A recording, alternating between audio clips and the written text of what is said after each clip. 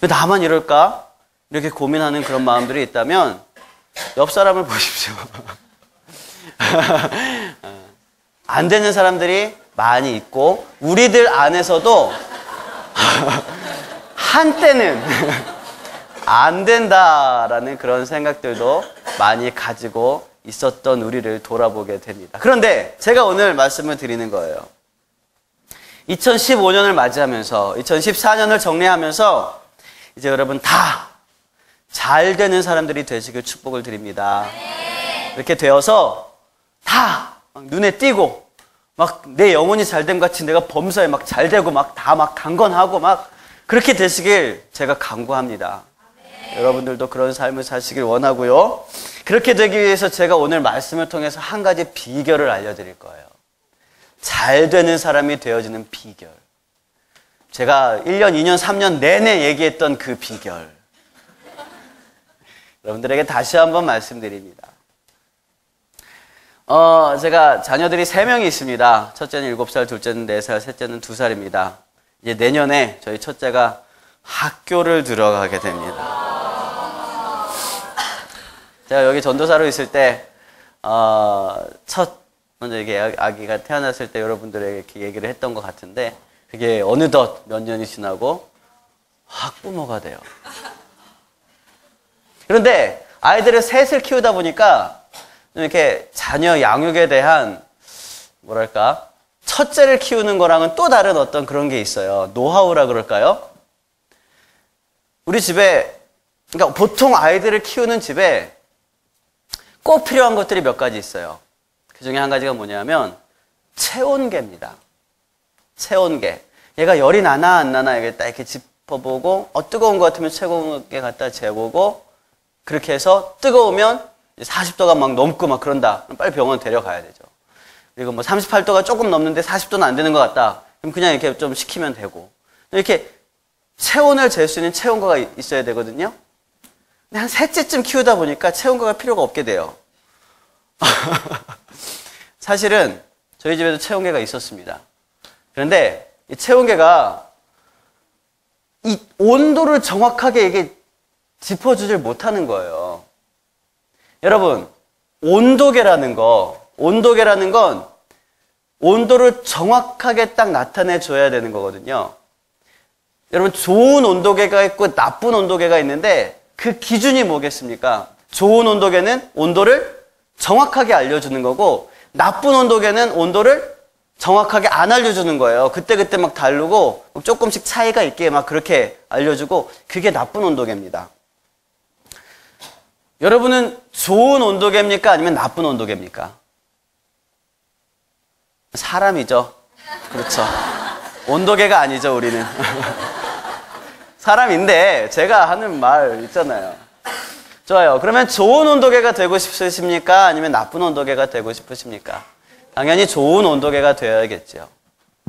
그리고 이것은 세상의 가치입니다.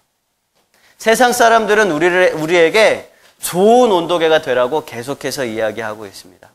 세상 사람들은 우리에게 이 온도를 정확하게 반영해서 몇 도인지 정확하게 체크하는 방법을 어려서부터 알려주고 또 그렇게 정확하게 반응할수록 우리는 훌륭한 온도계다, 좋은 온도계다라고 이야기를 합니다.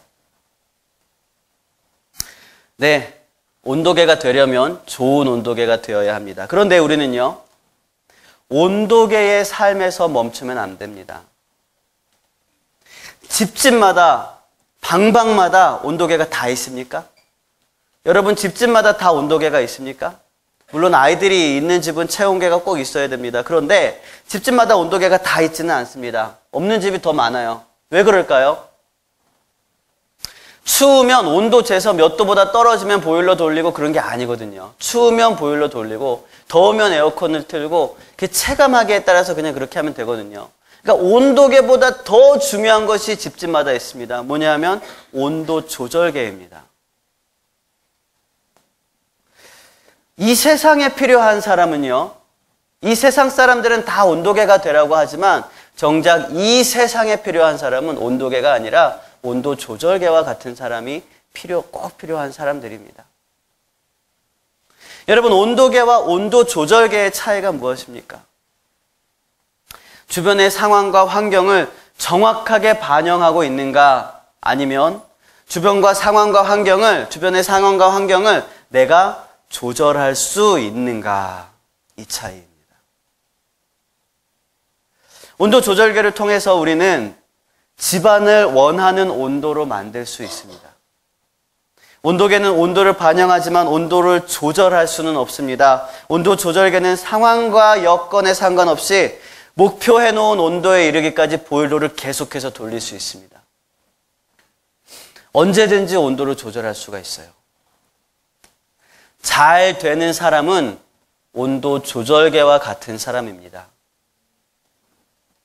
상황과 환경에 수긍하고 그 상황과 환경을 정확하게 잘 드러내는 온도계가 아니라 상황과 환경이 어려우면 그 상황과 환경을 바꾸어 내가면서 능동적으로 적극적으로 자기의 비전을 이루어가는 그런 온도 조절계와 같은 사람, 그가 바로 잘 되는 사람들이에요. 여러분, 그런 온도 조절계와 같이 상황과 환경을 다 바꾸어낼 수 있는 그런 잘 되는 사람들이 다 되시길 축원을 드립니다. 오늘 본문에서는요, 이렇게 잘 되는 사람, 온도 조절계와 같이 잘 되는 사람들의 특징에 대해서 이야기를 하고 있어요. 세 가지로 이야기를 하는데 첫 번째는요, 따라해 봅시다. 영혼이 잘 되는 사람이다. 영혼이 잘 되는 사람입니다. 가장 중요한 거예요. 가장 중요한 건 영혼이 잘 되는 사람입니다. 영혼이 잘 되는 사람은요, 소망을 하늘에 두는 사람입니다. 방향이 제대로 맞아 있는 거예요. 중요한 것과 중요하지 않은 것을 구분할 줄 아는 사람입니다.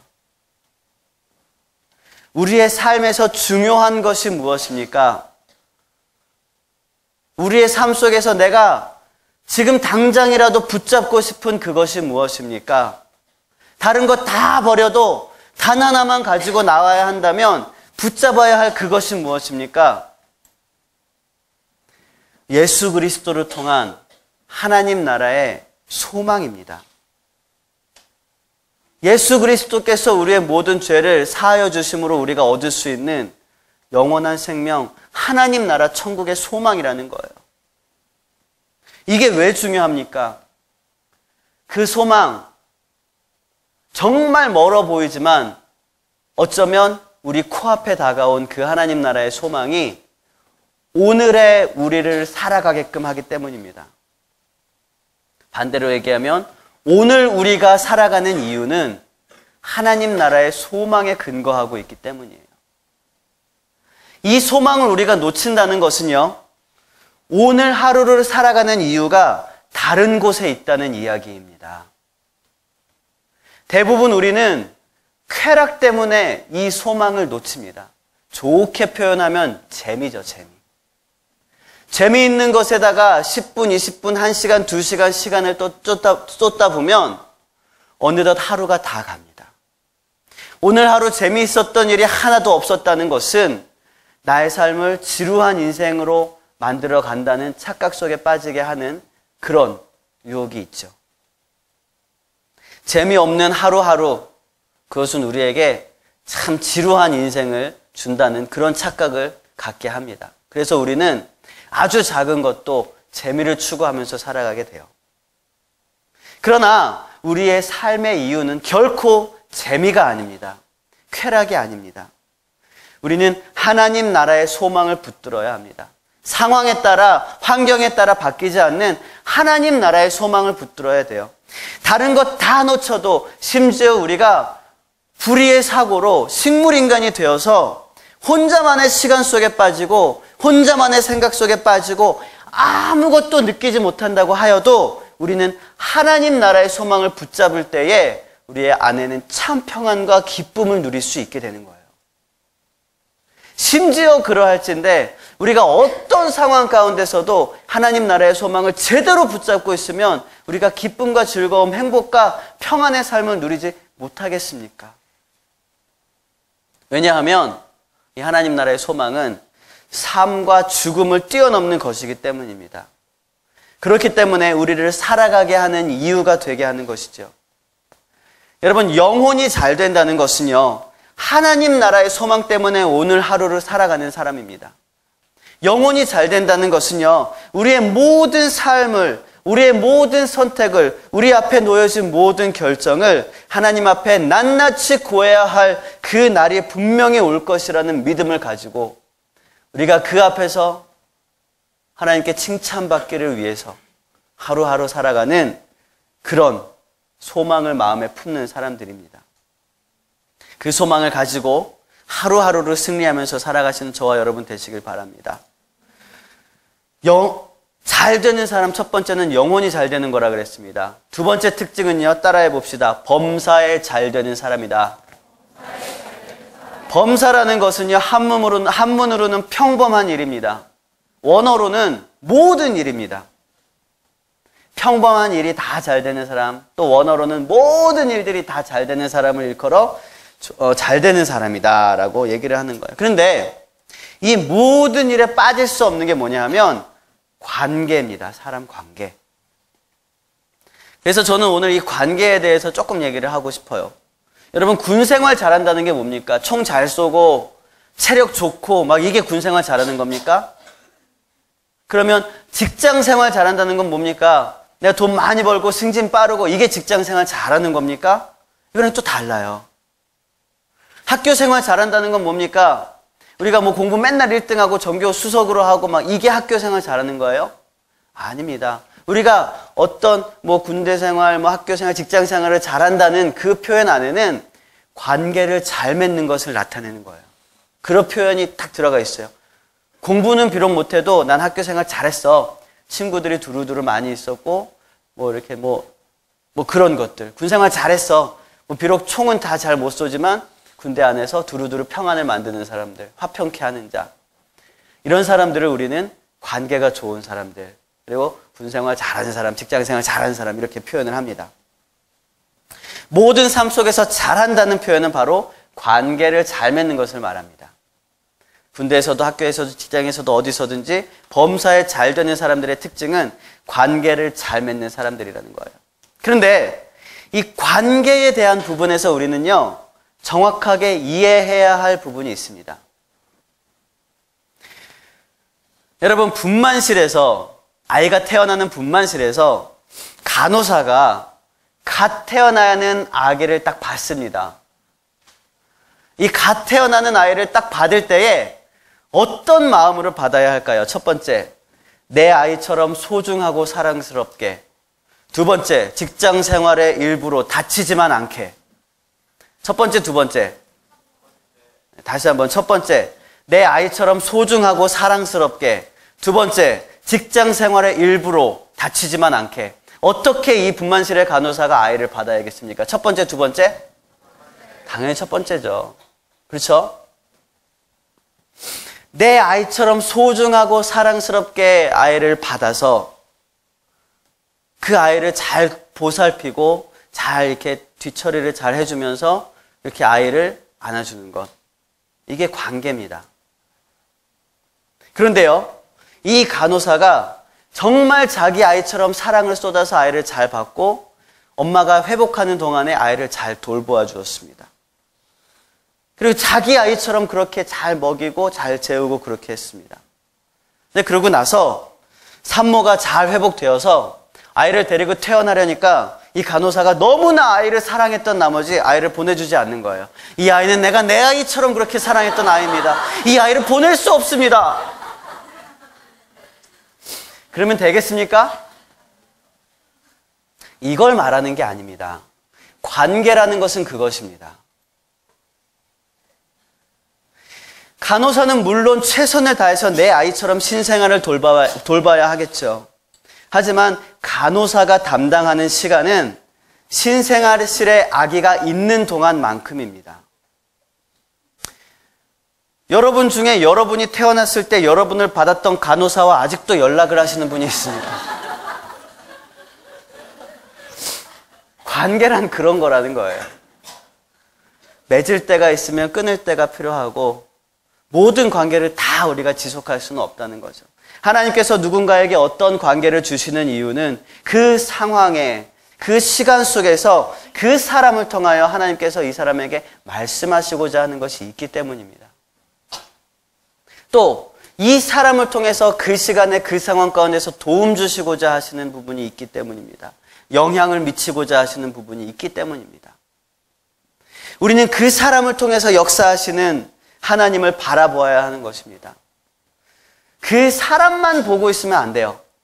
우리 누굴 만나든지 이제 셀 리더들도 막 이렇게 막 좀 바뀌는 분들도 있고, 또 이제 고등부에서도 올라오신 분들도 있고, 다른 교회에서도 이렇게 오신 분들도 있고 막 그래요. 그런데 그 상황 가운데서 하나님께서 우리에게 주신 그 사람을 통해서 하나님의 역사하심을 바라보는 것이지, 우리가 이 사람을 만났다고 해서 이 사람은 나의 평생토록 가는 그런 어떤 멘토다 이렇게 생각하는 것은 사실은 좀 인간적인 욕심이 많이 들어간 부분이에요.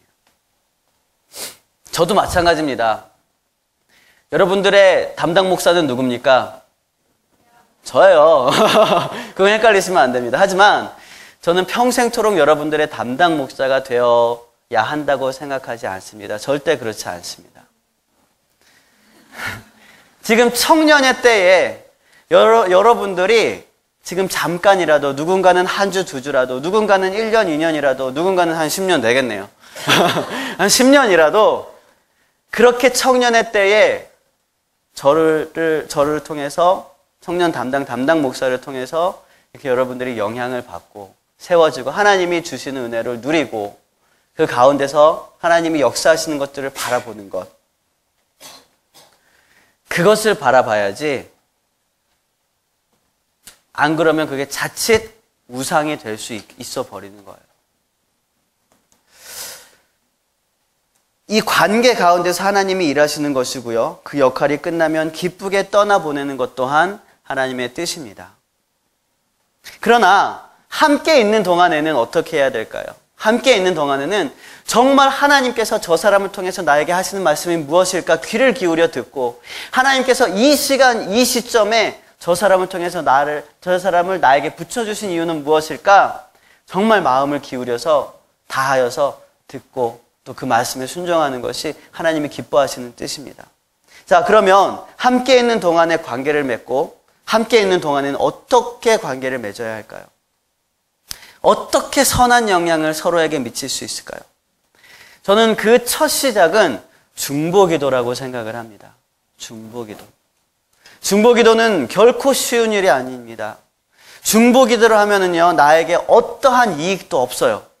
그럼에도 불구하고 오직 그 사람을 위해서 기도하는 것, 그 지역을 위해서, 그 나라를 위해서 기도하는 것, 그것이 중보기도입니다. 그렇기 때문에 중보기도는 힘들어요. 잘 안 하게 돼요. 하지만 그렇기 때문에 위력이 있습니다. 왜냐하면 기도 안에 나의 욕심이 배제되기 때문이에요. 그 사람을 위해서 중보 기도를 한다는 것은요, 아버지의 마음, 하나님의 마음을 품고 그 사람을 바라보기 시작한다는 것입니다. 그런데 어떻게 미워할 수가 있겠습니까? 그런데 어떻게 내 욕심대로 그 사람을 좌지우지할 수가 있겠습니까?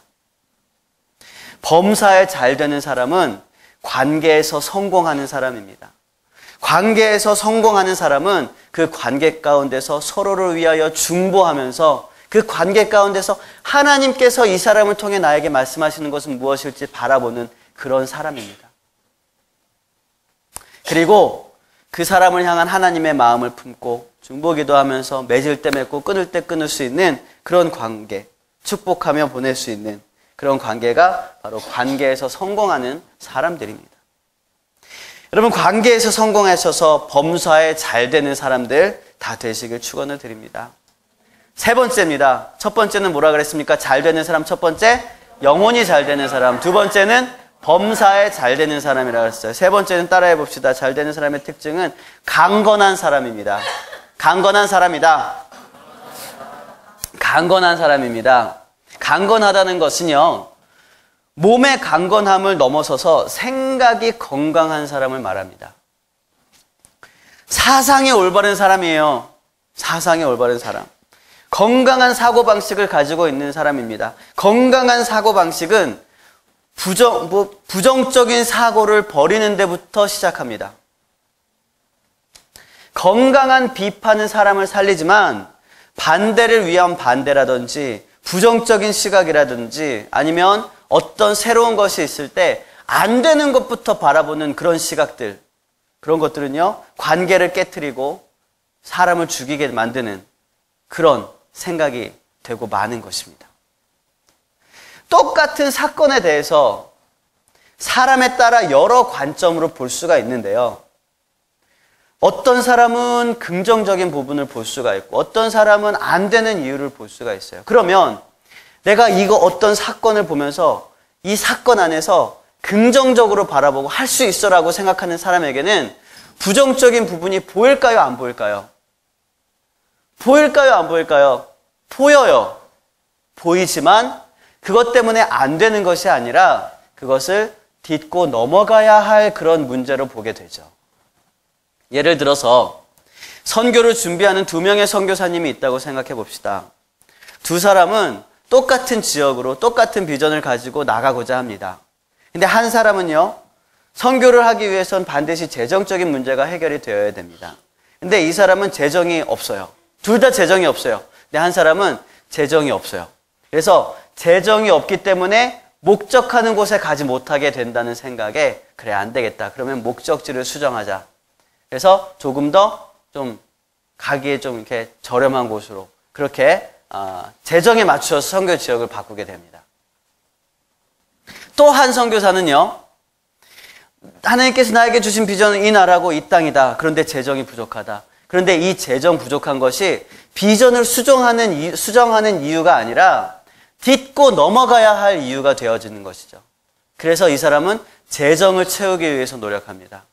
재정 후원자를 개발하고 또 발로 뛰면서 때로는 스스로 막 이렇게 돈을 벌어가면서 그렇게 선교를 준비하게 되죠.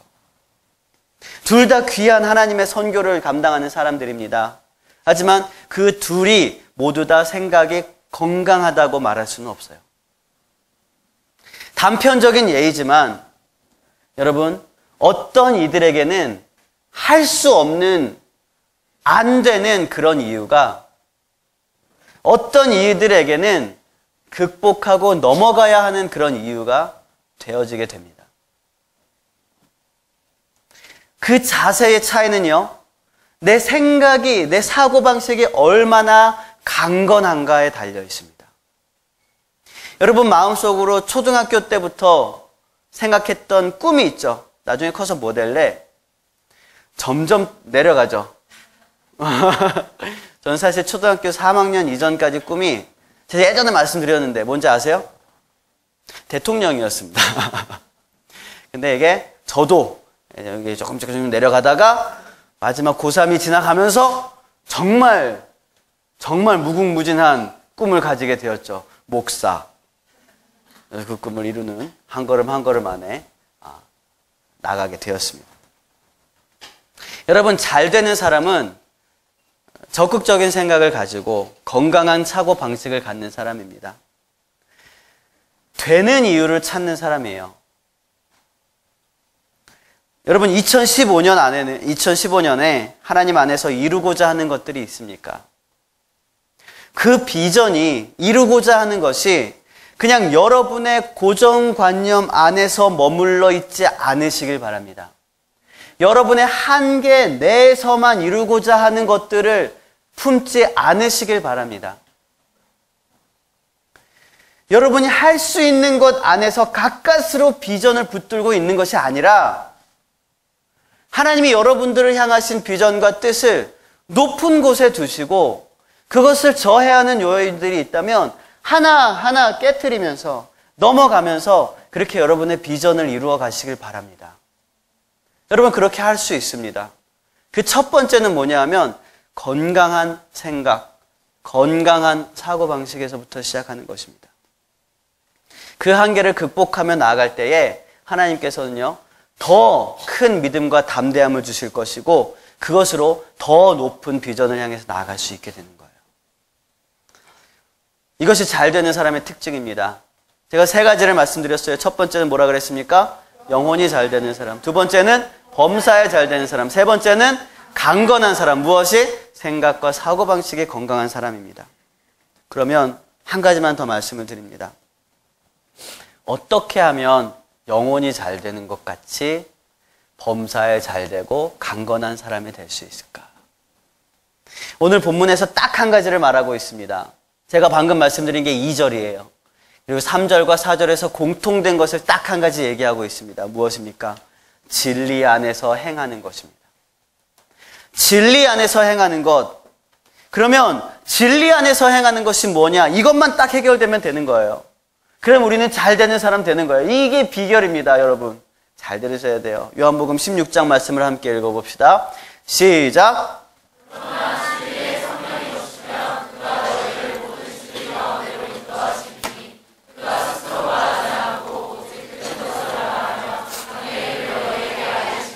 진리 안에서 행한다는 것은 성령의 인도하심을 받아가는 것입니다. 진리 안에서 행한다는 것은 성령의 인도하심을 모든 삶 속에서, 모든 결정과 모든 사소한 선택 가운데에서 성령의 인도하심을 받는 거예요. 그러면 성령의 인도하심을 받는 건 대체 뭐냐? 좀 이렇게 추상적이잖아요. 어떻게 우리가 성령의 인도하심을 받을 수 있을까? 명확하게 알려드립니다. 요한복음 14장 말씀을 읽어봅시다. 시작.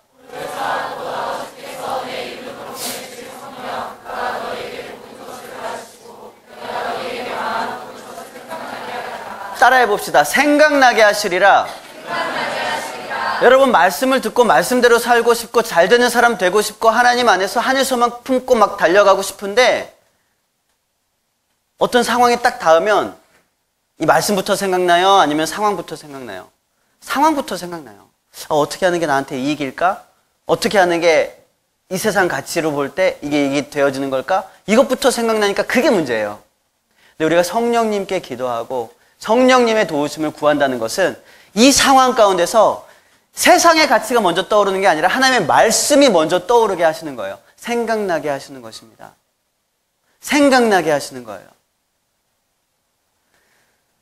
설교가 생각나게 하시고 아침 큐티 묵상이 생각나게 하시고 하나님의 말씀이 생각나게 하셔서 우리로 하여금 선택할 수 있는 기준이 하나님의 진리의 말씀이 되도록 인도해 주시는 것, 이게 성령의 인도하심을 받는 것입니다.